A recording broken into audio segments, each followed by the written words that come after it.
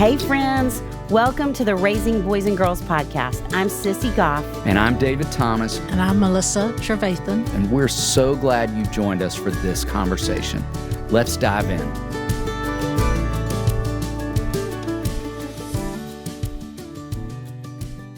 Danielle Walker is a New York Times bestselling author, health advocate, and self-trained chef. After being diagnosed with an autoimmune disease at age 22 and suffering for many years, Danielle found health through dietary and lifestyle changes. Inspired by her own health journey, Danielle shares her gluten-free recipes on her blog as a beacon of hope for others. For over a decade, she has been a pioneer in advocating for a grain and gluten-free lifestyle, having earned a spot on the coveted Forbes 30 Under 30 list in 2015. Her delicious recipes have satiated the palates of autoimmune sufferers, kids with food allergies, healthy eaters, and foodies alike. From nostalgic comfort foods to healthy holiday swaps and quick and easy meals for kids, Danielle has thousands of recipes, kitchen, food, and parenting hacks that make life easier and healthier. Danielle regularly shares her health journey, recipes, and expert tips on the Today Show, The Doctors, E! News, Access Hollywood, Home and Family, and many other nationally syndicated shows. Her work has been featured in People, O Magazine, USA Today, Shape, Women's Health, Parents, Well and Good, and more. You will love this conversation with our friend Danielle Walker, and stay till the end because we have a special surprise. Danielle, it is such a treat for us to be with you. We have talked about wanting to do this long before you knew we were talking about wanting to do this with you. Really? Oh, yes. We just have respected your work and your voice in the world for so long. And it's so fun to have you in Nashville. So fun to be here. At your best friend's house. Yes. Which is especially fun. Yes. Since we love them too. Yes.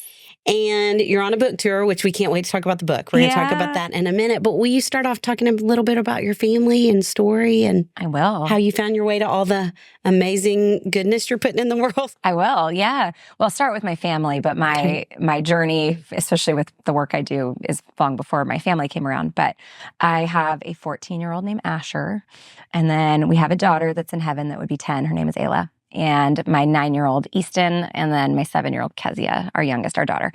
And my husband and I, well, we were high school sweethearts. We've been together since we were 16. Wow. And dated for 5 years, and then got engaged, and then got married as soon as we got out of college. And about a month after we got married, I started having really debilitating digestive and stomach pains and ended up in the ER. And then after quite a few months and trying to figure it out and going to lots of different specialists and tons of tests being run, I was diagnosed with something called ulcerative colitis, which is an autoimmune disease. And then kind of set out on a journey just to figure out how to help heal myself, but also the medications that I was on were so debilitating. And I, from a very young age, had already dreamt about having my family, and especially having been with him for so long already, that was, we had talking about it for a lot of years. We had this track. It was like, okay, we're getting married here and we're going to have family here. And, that quickly crumbled everything. The job I wanted to do, everything when I got that diagnosis. And the medications were just making me feel so much more sick even than before I got diagnosed. And so I just started asking the doctors, I said, is there anything I can do food-wise, especially because mine was a digestive disease. Right. And I just said, is there nothing that I can eat more of? It's like, can I get more salad or I don't know, anything. Is there anything that I'm doing or anything maybe that I'm eating too much of that could be causing it? And all the doctors that I saw in the San Francisco area said diet doesn't cause it doesn't cure it, and it can't help it. And I just didn't want to take that for an answer because I just intuitively thought, well, everything I'm eating is going through the part of me that is broken and inflamed and hurting. And so there must be something. So I started doing my own research and ultimately just kind of came across some things online that talked about inflammation and gluten-free and a few other different kind of eating styles, specifically one called the specific carbohydrate diet. That was written by a mom, but who happened to be a doctor whose daughter had Crohn's disease. And the kind of page that I found said it was for ulcerative colitis, Crohn's, celiac, and autism. And I just said, okay, why all of those? And what do those have in common? And what do I need to do? And I just kind of found the list of it. And it said, don't eat this and eat this. And I was like, okay. And so I gave it a shot and saw my symptoms just decreased drastically. And it didn't claim to be a cure because autoimmune diseases are typically for life. But, the kind of testimonial of what she did for her daughter and how much healing she found over the years and then was able to really put herself into remission was so hopeful for me. And so that's kind of when I dove in and really got started figuring out exactly kind of what worked for my body and what could help just manage the symptoms day to day. Did you already love to cook? No. Well, really? I wouldn't say no. I watched the cooking, Food Network. Sure. I came from an Italian family. My grandma Marge, who's still alive, just stopped cooking for like 30 people last year because we all kind of told her. We were like, we will cook. We will cook. And so I definitely grew up in a family that was, around food, traditions that were around food. But I was 22 and I just had graduated college. So the majority of my cooking came from a few frozen things from Trader Joe's and like throwing them into a skillet. And but I never created anything on my own. That's for sure. If I was going to cook, it was a recipe, to a T, or it was dumping a jar of like marinara sauce into some broken up beef patties and serving it over pasta. That was like the extent. And so it was really more born out of necessity than anything. So grateful for I just was thinking it's such a picture of redemption. That's something that's been so hard in your life that God has used for good for so many people. Yeah. I'm really grateful. Yeah. Yeah. There's a lot. I mean, that's a very boiled down version, but the first person, actually, I was in Uganda on a missions trip with 20 people and I had planned the whole thing. It was the job I was working at the time. And I was in a hospital there for 10 days. No. And I had just been diagnosed maybe a year before at that point. And the doctor there was the first person to ever talk to me about how important it was to have good gut health. Wow. And he said, and my doctors back home had never said anything to me about it before. And he said, we deal with a lot of different illnesses here. Obviously, he had been there treating patients. He was from the UK, but he had been there in Kampala for like 20 years.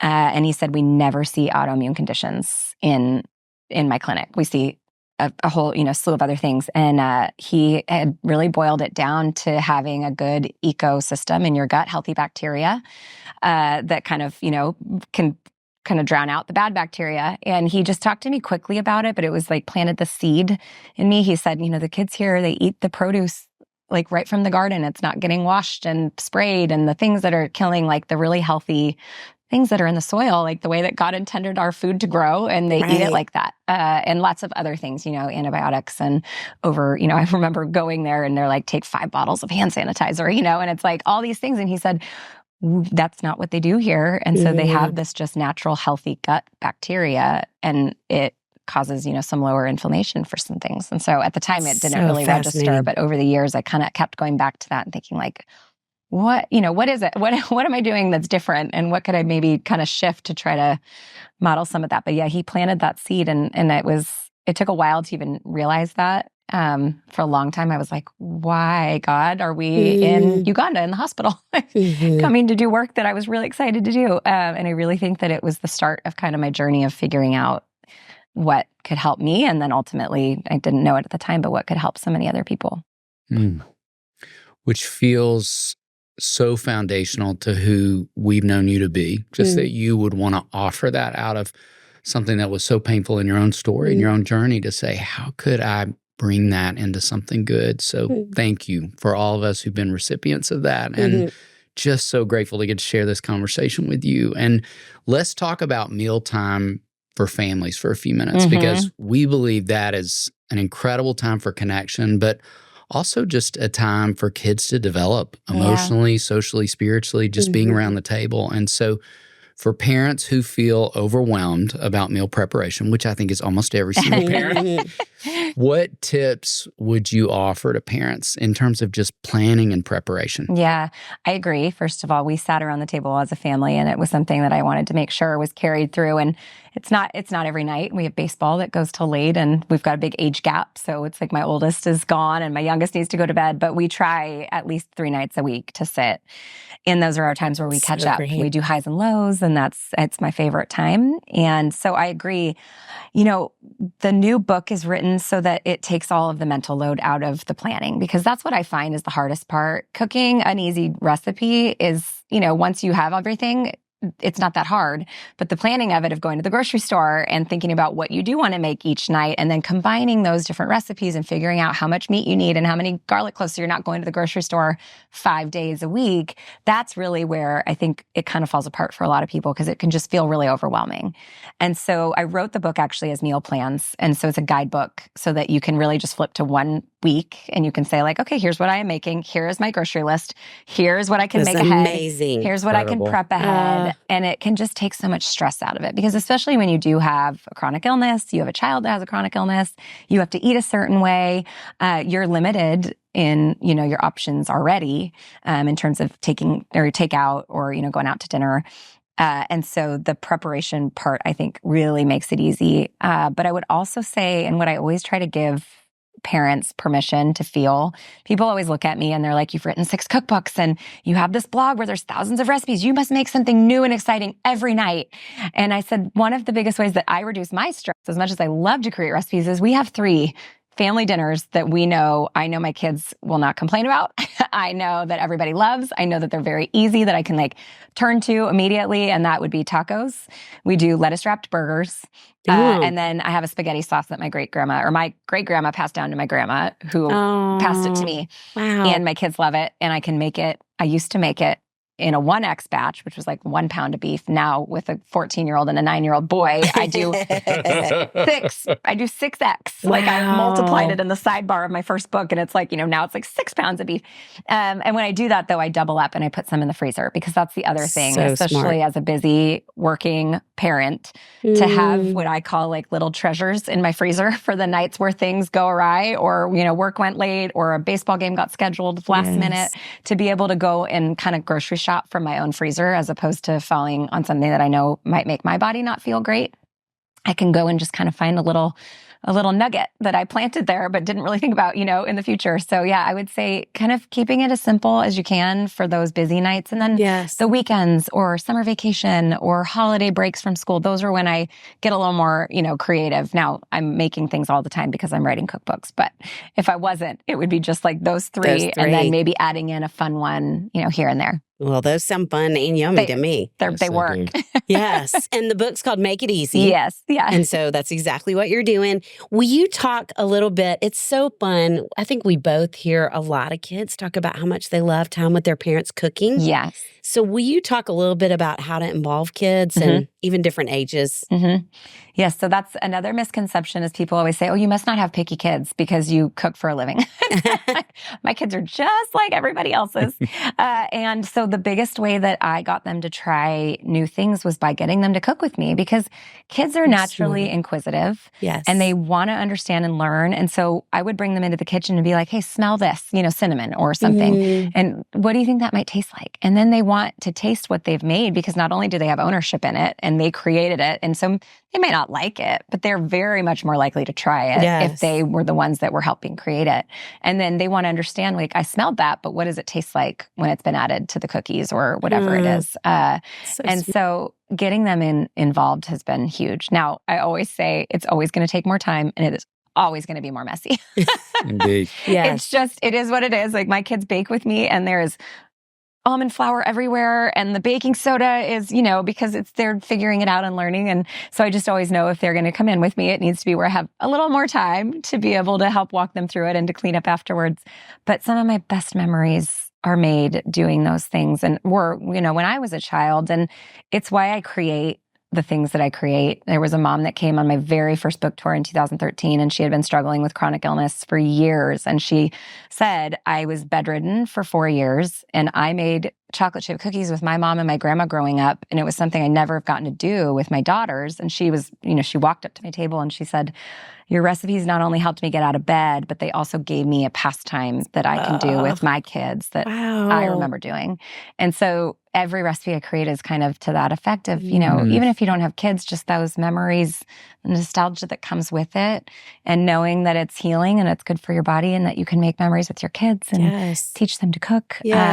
I think that it's really important. And letting them plan some of the meals. That's the other thing. Letting them flip through the book and sticky note, what they want. Because when they pick it and then you make it and they don't want to try it, you kind of go back and say, well, you chose it. You know, That's true. Gotta at least try a bite. Yes. So we have a little summer retreat program called Hopetown that you've heard about. Yes. And, the kids cook. Yeah. There's one counselor and 3 kids that cook each meal. Oh, I should come out sometime. Would you? Yes, I would love to. Please. And it is fascinating. I mean, we do a lot of fun things, and so many kids talk about that's one of their favorite parts. And I think the making of memories and all those things, and it gives kids agency. Right. I mean, they feel confidence in having done something that I think is so important. So I love those thoughts. Yes. Thank you. Yes, and please. Yeah, I come would to love Hopetown. that. That would be so fun. Yes. I'm sure there's got to be kids with allergies that, Indeed. Can't do it. So my son, all of our kids eat gluten-free because autoimmune can be hereditary. And he's taking a baking class right now in 8th grade. And thankfully, the instructor actually has celiac, which when he got signed up for it, I was like, oh no, how's that going to be?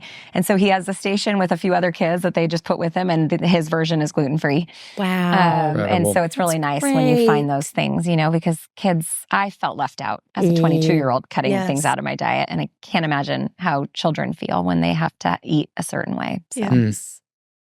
Well, let's build on that. And even thinking about that beautiful story you shared about that mom, we've encountered countless families who are navigating chronic illness. And out of your journey, what would you say is something you've learned? What encouragement and hope would you even offer to parents in that space? Oh, well, I mean, I'm very much about the food and how healing it can be. I think, unfortunately, it's one of the last places we look when kids are diagnosed, when you're breastfeeding and you're, having a colicky baby. It's just food tends to be the last place that people look, and it can be so incredibly healing, and it can be so preventative. And so I just have been exposed now to so many stories over the years. I went into it thinking it was just for digestive, and have had countless stories sent to me of children with all sorts of things. I mean, everything from diabetes to You Crohn's mentioned disease, autism, ADHD. Yes. And it's just not, when I embarked on it, it made sense in my mind because of the food and going through my digestive system, but I had no idea how many other different things could be affected by it. And parents, I mean, multiple sclerosis and just this huge array of different things. Skin conditions with kids, that's another one. Psoriasis.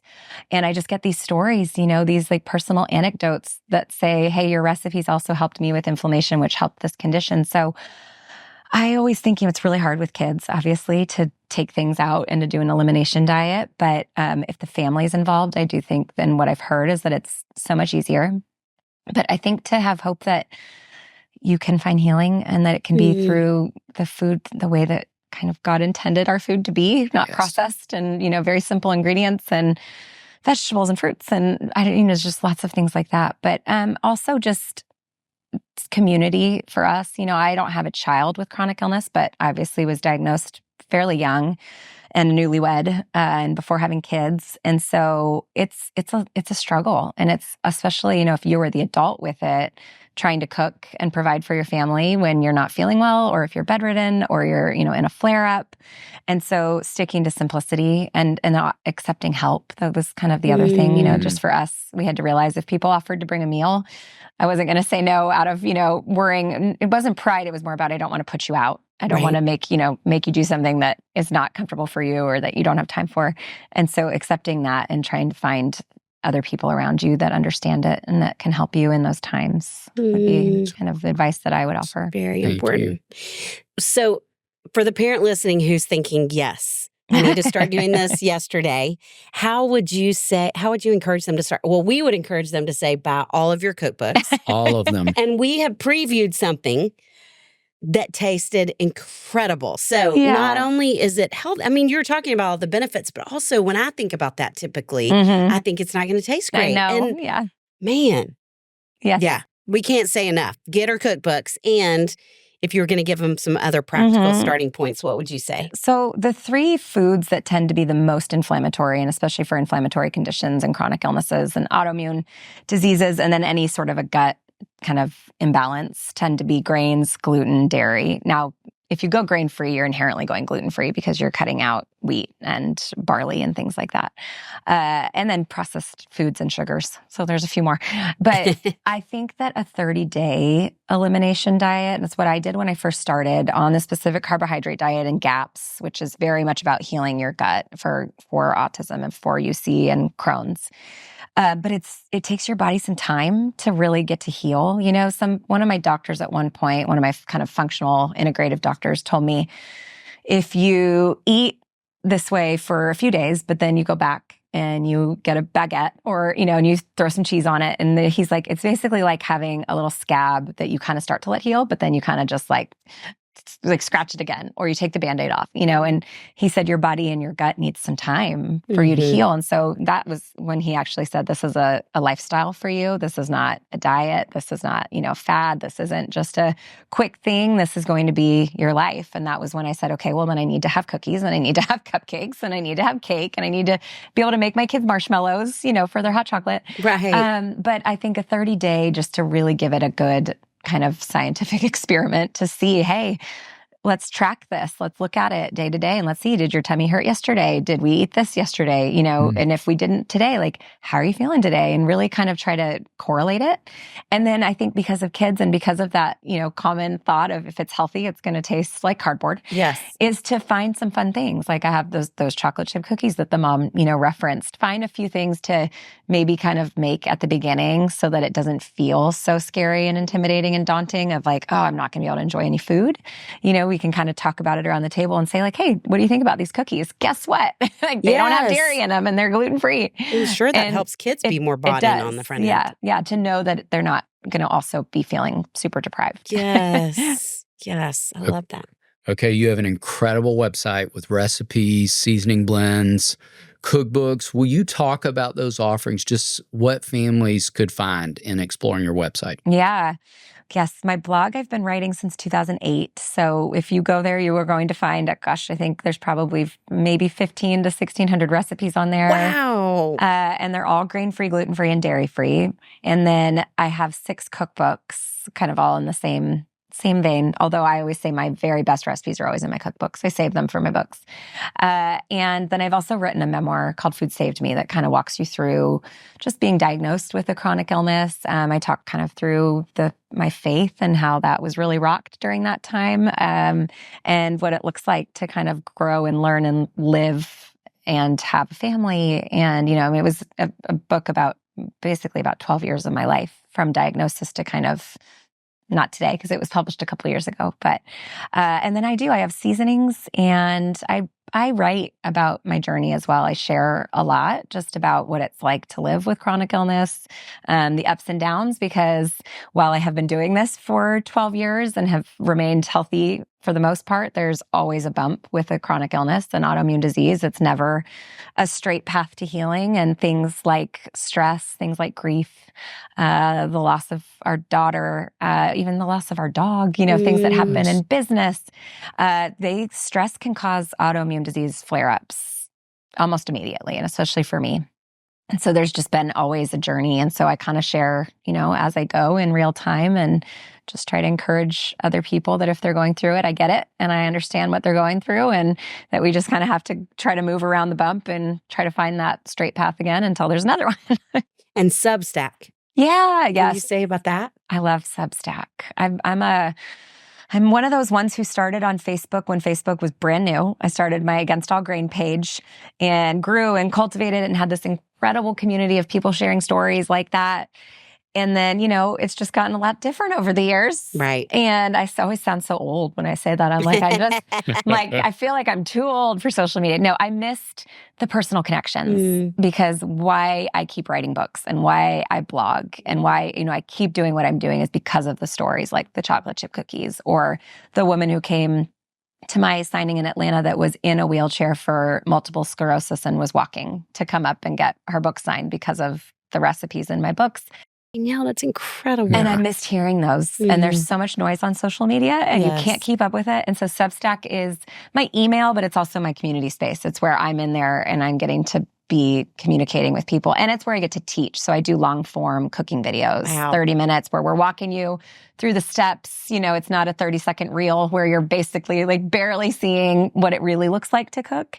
And so it's really where my passion is getting to teach, from start to finish, not doing like a little dance with the queso and then that's in a music, like a song, and it's over. And so, yeah, that's where I kind of am spending a lot of my time lately, like connecting with my audience and my community, and I love it there. Can people find that through your website? Mm-hmm. Yeah, Okay. it's just daniellewalker.substack.com. But I share, I just did a post recently about infant loss with a grief counselor. And so it's a place where I feel like I can share much more extensively. It's not a little character limit. I can write and talk and do as much as I want. It's my space. And I love that it emails. If you sign up, you get an email every time a new recipe comes out, every time a new video comes out, and you're not fighting with, the algorithms or what's chosen to be fed to you on your feed. It's like you get it all and you can choose to open it. Okay. Thank you for sharing about that. Yeah. So from a parenting standpoint, if you were going to say the best parenting advice you've ever received. Oof. The best parenting advice I've ever received. I know when you asked me to come on this, I was like, I listened to your podcast to try to understand how to be a better parent. I don't know that I can be on this. It stuck with me, and it has gone into our parenting for everything. When I was pregnant with Ayla, which is the daughter that we lost, we saw, probably for the first time, honestly, together, a counselor. We had both done some therapy and kind of work on our own. But we had a 4-year-old at the time, and we knew that it was very likely she wouldn't make it much past birth, if at all. And so I went in there just saying, I don't know how to talk to my 4-year-old about this. And she said, let him lead the conversation. And ever since then, and I've heard you say that after, tragedies happen in our country, and I've heard you, say, let them lead, because I didn't realize that. And I tend to be a very wordy, very emotional, very kind of just like, I want to just give everything I can. And when she said, let him lead, and she said, he might ask one question and then he might just go, let's go play Lego. And that might hurt your feelings. Yes. But that's the way that kids' brains work. And so I feel like everything we've ever done now with our kids, anytime there's a difficult conversation, something that's happening in the world, there's an injustice that they, see or hear or read about, that I don't give them too much and I let them lead the conversation. Even when our dog passed away, it's like, so that is the one piece of advice I was given years ago that I've taken into everything now, and dealing with the teenager too. Let him lead the conversation, because otherwise he's going to shut right down. Yes. It's wisdom. So much Thank wisdom. you. Yeah. Wow. Okay. It's so much fun to ask our final question with you. We have an expert in the field, and we end every episode with a 2-part food related question, which is part 1 is queso or guac. Part 2 is what's your favorite taco? And we're going to tack on, because it's you, not just what's your favorite taco, which cookbook has a recipe so folks could find that's this. good. Oh, okay. So when we ask favorite taco, like what our favorite protein is or filling of it, or where to get it, or you get free reign on say whatever you want to. dreaming big But Bo, about tell us queso or guac and which cookbook, and taco which cookbook. Okay, so definitely queso, although I love guac, but queso is my love language. I just have always loved it since being a kid. And you can find that one on my blog, in my cookbook, Healthy in a Hurry, and in the new book, because of how much I love it. Good. Yeah. And then tacos, we have a place back in the Bay Area called Si Casa, and the entire restaurant's gluten-free. Wow. And they use local produce, and it's just really amazing. And the corn tortillas are homemade. And anyways, they have a fresh crab taco that's absolutely incredible. But then if I was going to go just a little more, you could find it anywhere. I love an al pastor taco because it has pineapple in it. I don't have a recipe for it, so that will go on my list of I have hundreds that I'm waiting to create. And then tacos that are in my book. I have a fish taco recipe that I really like, and I forget which one it's in. So buy them all, and you'll find it somewhere. Yes, I'll have to look that one up. And this is so much fun, because normally we'd be ending the episode right here. Yes, we would. And we are actually just extending the episode, because if you jump over on our YouTube channel, we are not just going to be talking about queso. We are going to make queso. And taste queso. We are going to leave make that out. queso that has no cheese in it. Can't wait. And that's grain-free. So yes, we're going to make it. I'm going to show you how. I hope it wins you over. I don't know how I missed that you were both such queso aficionados. So I'm Tanya, you have won us over already. Yes, so you have. no fear about this next part of our time Who together. you are We are has won us such over. fans of yours. Yes. We're Danielle, so thank grateful you. you'd have this conversation with us. Thank you. Thank you. Thanks for having me.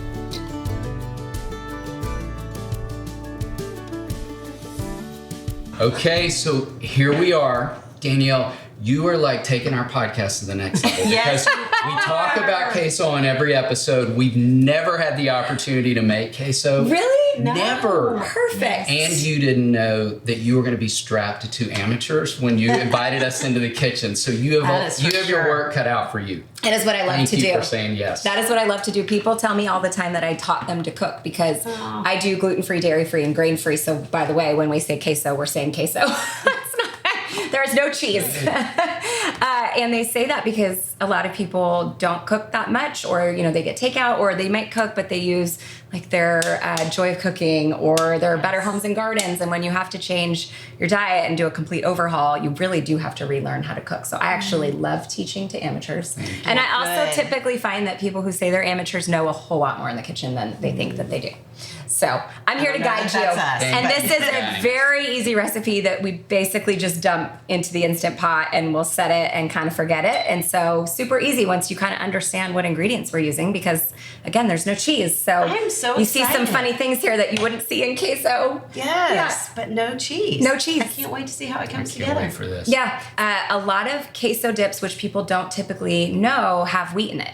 And that's because, have you ever melted cheese and then let it sit for a little bit and see kind of what it does? Yes. It doesn't really stay smooth and creamy. And so a lot of queso dips use a roux, which is butter and flour, and it helps just kind of keep it, thin and actually dippable. And so certain places don't, and I always just ask, but that means that it's not gluten-free if it has wheat in it. You'd think that something like a cheese dip wouldn't wouldn't have gluten. And so that's kind of where this whole recipe came from. And then a bonus is that it's filled with a whole bunch of vegetables. So was it just trial and error and you figured it out? Yeah, it's actually a little bit of a funny story. I made a soup that was a Mexican chicken chowder, and because I can't use flour to thicken things, I started in my early days. This is when my first cookbook came out in 2013. I started blending cooked vegetables to help thicken a Thanksgiving gravy or a soup because, without the flour and butter, it doesn't really thicken as much. And I have this soup that kind of tasted a little like queso, and when I was out of chicken broth one day, it was really thick. And I was like, this kind of tastes like the skillet queso from Chili's. What if I add the meat and the taco seasoning? And what would that be? And so that's where it came from. And I was a little bit nervous about putting it into a cookbook because of having vegetables in it and having, potatoes and carrots. And so I cut it from one of my cookbooks and I put it on my blog instead. And it became the top viewed recipe on my blog for 2 years straight. And so then it ended up in a book later. Once I got a little more confidence, I was like, okay, people actually like this. I'm going to put it in there. So yeah, that's where it came from. Lots of trial and error and just kind of tasting things and being like, oh, I think this could get morphed into this. That's typically kind of what I do. What a gift you're offering, because the world loves queso, and you're saying there could be a healthier version. Yeah. We can all keep eating it. Yeah. And we'll make some vegetables in here. Yeah, and my kids love it. Brilliant. My 9-year-old, as soon as he comes in the house and smells it, he goes, did you make your special sauce? I'm like, I did. So we keep it in the freezer pretty much at all times because in the new book, I actually use it without the meat as a cheese kind of substitute. You can do mac and cheese with it. So kids that can't have dairy and gluten can have that fun pastime back. I have a hamburger helper remake that's the nacho hamburger helper, which was also one of my specialties as a 10-year-old. And so you use that and you can even put it in frozen into the Instant Pot. So when we talk about parents that are just strapped for time, which we kind of are all the time, and overwhelmed, but really want to cook healthy meals, then those are the little shortcuts that I kind of have included that have saved my sanity a lot. Wow. And that I hope can help other people too. So should we get started? Because because you love queso, I'm feeling a little nervous that you might not like it, but I've made it now. I made it for my friend that's from Texas, and she loved it. My friend Hillary, whose house we're in, loves it. One of my girlfriends, Jamie, was dairy-free for 6 months for an autoimmune disease, and I made it for her, and she started crying. Our friend Annie F. Downs, who we all love. But every time somebody says they love queso, or if they're from Austin or Dallas, I get a little, oh boy, okay, hopefully you're gonna love it. Hopefully you're gonna love it. We're going to love it. I feel certain too. All right, so we are just gonna start to dump into this Instant Pot, which is an electric pressure cooker. You can make it on the stovetop as well. But I love this because, again, you can set the kind of timer and walk away for a little bit. Yeah. So David, I will have you put in these are sweet potatoes, but they're white fleshed because white potatoes for me cause inflammation in my gut and in my body. And so I love sweet potatoes, but the orange ones are particularly sweet. You know, we use them for our Thanksgiving casseroles and things. These are a lot less sweet and they're a little more starchy. They're not as like mushy when they get cooked. And so we end up blending them and they kind of create the thickness of the sauce. So I'll let you dump. I didn't even know they came white. I didn't You've either. been teaching me all along the way. So, Already. Whole bowl? Yes, the whole bowl. I know. So thank you for grocery shopping and finding all of these. And thank you for being gracious with me Absolutely. that I made a mess of things. You Let's did just a be great truthful. job. So I'm going to do 5 cups of broth. I use bone broth because when it's bone broth, that means that it has more gelatin and collagen in it, which is actually incredibly healing for the gut. So anytime I'm making soup or anything like this, I just feel like why not sneak a little extra of that in? It's just really, really calming and healing for your gut. And it's also good for lots of other things. But so I turned our pot on to kind of just get it heated. That's why you're hearing it sizzle already. Just kind of cuts the time down on this. Slowly but surely. You should pinch it at the top. It'll come out a whole lot faster. So we need 1 more cup. 1 more? Yep. Got it. Thank you. Get rid of that. Great. Thank you. Okay.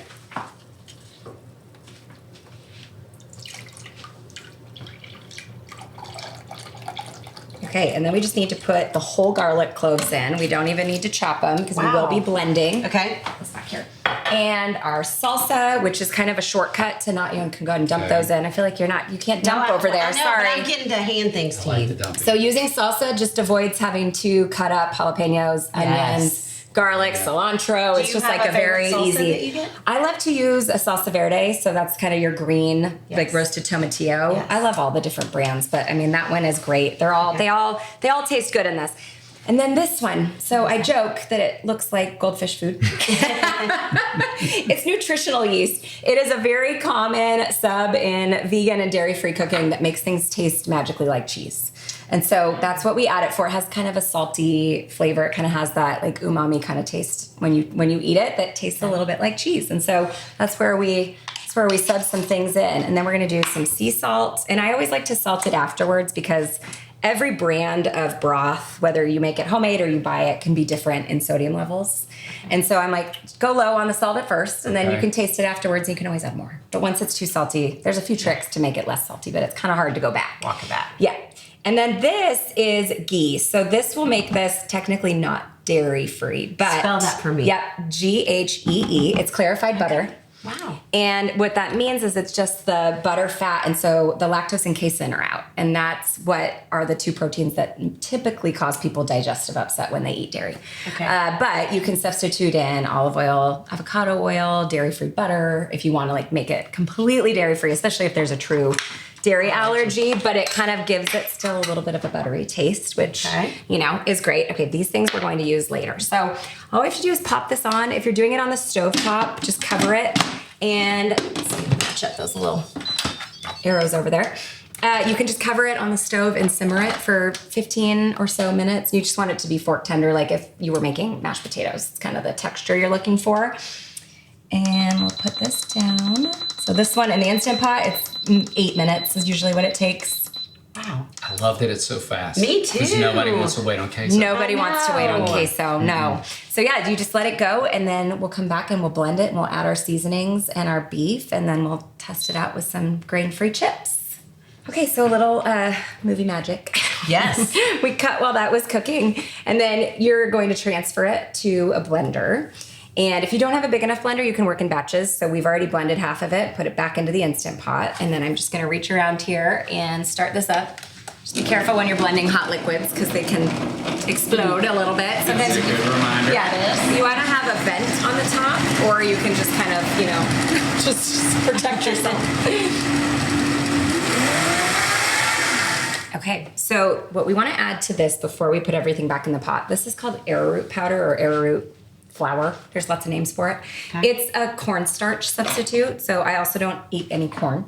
It's inflammatory for my body. And so this is kind of a starchy substitute that makes the cheese sauce get kind of thick and have a little bit more of that kind of like dippable texture. It's not really the best word, but Yes, we're following. yeah. So we'll just blend that up until it's smooth. All right.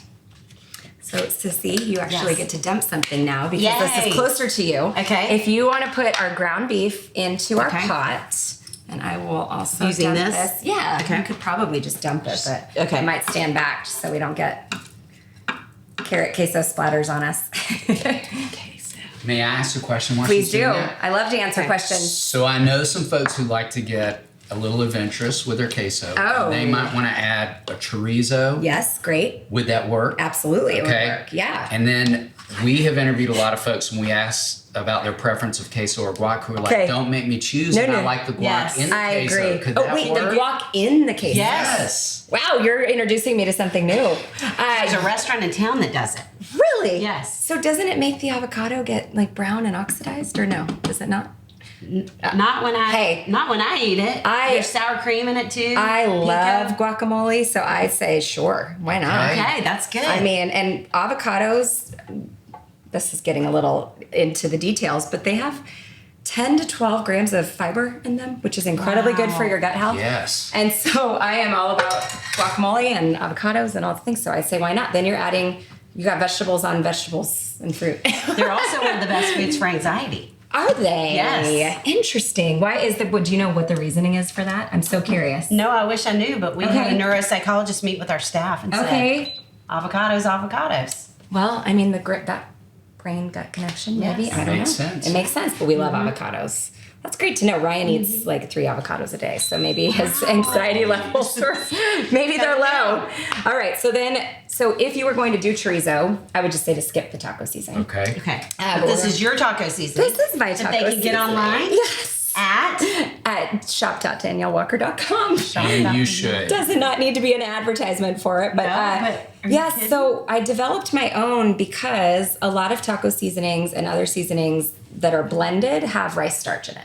And because I don't do any grains, I wanted to make sure that I could do my own. Plus, I knew when I was mixing up my own, the level of spice that my kids liked. I like to do it mild, but I still do like there to be kind of, a smokiness and a little hint of spice. And so I Smells developed great. 9 of my own blends. I was going to say, what are some other options? Yeah. I have what actually started in this kitchen. No, their old kitchen. But Chris, Hillary's husband, at like 11 p.m. at night, used to roast broccoli until it was practically burned. And when I was staying here, we'd be sitting on the couch and I'd be like, oh, it's burnt broccoli time.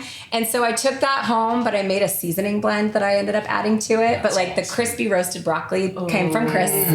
And so there's a blend that it's called, we titled it burnt broccoli. That's what the label says. And then I have a fry seasoning that we put on French fries or roasted vegetables, sweet potatoes, all sorts of things. Oh my gosh, there's lots of others. There's a Mediterranean. There's kind of like a Moroccan one. We've got a bunch. That's so fun. They just make making a meal that could otherwise be bland and simple really exciting. When you don't have more time than to maybe brown some meat and roast some vegetables, and that's pretty boring. But if you sprinkle a really fun blend on top of it, then you've got kind of a little bit more of a vibrant meal, and then you're still not spending a ton of time in the kitchen. That's great. So we use those a lot for little shortcuts. All right, I'm just gonna put a tiny bit of tomato paste in, and then we're good to go, and we can taste. Can't wait. Should I get the chips ready? Let's get the chips. Okay. And again, I always season after I taste it. So, we might want to add a little more taco. We may want to add a little more salt, but we'll see once we have a chance. I like Let's to see how we got did. our own chip bag, David. No, That was good. I'm not in. I don't want to share. I'm sorry. And this will get even more thick if we give it a little time to come back to kind of a simmer, but we're going to test it as is right now. But it'll be even more of that kind of thick, cheesy, like nacho sauce, I would say, is really where it's at. But make sure that's all stirred in. No, nobody wants a big chunk of tomato paste. So. And it's carrots, potatoes, are kind of the main base. Yeah, so I want to taste it first because I don't want you to get your bad first impression. I want to see if it needs more seasoning first since I've eaten it so many times. And then I'll tell you. Okay. We need, More salt. this is the problem with cooking shows, is that you take a bite and then you're expected to talk. That is a little bit tricky. We need just a little more salt, maybe another teaspoon or so. And then Hillary uses this a lot, so we're out. But I would probably add a tablespoon more of my taco seasoning if I had it. And she might have another jar because that's the kind of best friend that she is. That's fantastic. All right, go ahead. Let's see what you think. Okay. You go first. Okay, I'm so excited. I am too. I get nervous. I always get nervous introducing something new to people. And I always say, I've been grain-free and dairy-free now for 12 years. And so I haven't had cheese in a very long time. But It is I like so to think, good. thank you. And it tastes like cheese dough. It does taste like cheese queso. dough. I love it. And it's all vegetables. Me So it's like, too. some of my I love it. my kids. I'm going back in. I'm Keep doing it talking. first. Well, so I have people that have told me that they take the meat out and they use it in like chicken, broccoli, rice casserole for their kids. Kids that won't eat vegetables, they use the cheese sauce and they drizzle it over broccoli. And so it's a great substitute, and it's healthy. I would never know there wasn't It's cheese so if I were at good. a restaurant. Oh, Wow, Danielle, it's so good. Thanks. Thank I you. want a margarita with I want to it. cook with you both all the know. time. I love this positive affirmation. love it. Thank you. It's so A margarita good. with it. That is. Do you have a good margarita I have recipe? a couple recipes. Okay, You what do? cookbook for that? So they're actually just both on my blog, and actually there is the original margaritas in my celebrations cookbook, which is the holiday one I was telling you about. Okay. We have everything in there from corn-free cornbread to peach cobbler to cinnamon rolls for the holidays, and there's a wow. margarita in the Father's Day chapter because Ryan particularly great. loves a margarita. And then I would say my favorite and the one that I make for all my girlfriends, I have a vanilla pineapple margarita. No. It's very good. It's very, very good, but it's so smooth that I always tell people to take it slow because I'm like, you don't really think that, and it's a shocker if you drink the whole thing at once and you're just like, whoa, too much, but it's so good. Would you come back and we can make that? I would love to. The only thing is I haven't had alcohol in almost 2 years. I gave it up for my health. So I can't enjoy it with you, but Okay. I've made a lot of mocktails in the last 2 years. Brilliant. Yeah. But I will teach you how to make it, and you can Okay. enjoy it, and I'll make an alcohol-free margarita for myself. We like that. Yeah. plan. Perfect. We would use any excuse to get to hang out with you. Yes, we would. Danielle, you're a Danielle, delight. I know. Thanks for doing this with us. Thank you. Thanks so much. This was so fun, and you can take some of this home. Please, Yes. I was going to Yeah, I'm getting on a flight, so we'll leave some for Hillary I for letting us use her house. I have 2 little guys having a bunkin party at my house that will love it tonight. That's what we call them from Arkansas, bunkin parties. Bunkin Sleepovers. parties. That is so sweet. I love that So they name. would love it. How old? 5 and 2. Oh, cute. You're going to be My a hit nephews. tonight. I know. Oh my gosh, I It will love it. elevate my aunt status. Yeah. Yes, it Okay, will. so Well, good. Thank you. Both. Thank you. Very much. I'm glad you liked it. David, what a team we have that we get to call friends who help make this podcast possible. Amanda Young, our operations manager, Chris Starrett, our engineer. our management team at H Squared. We are thrilled to be a part of the That Sounds Fun network. Our music was created by the insanely talented Dave Haywood of Lady A.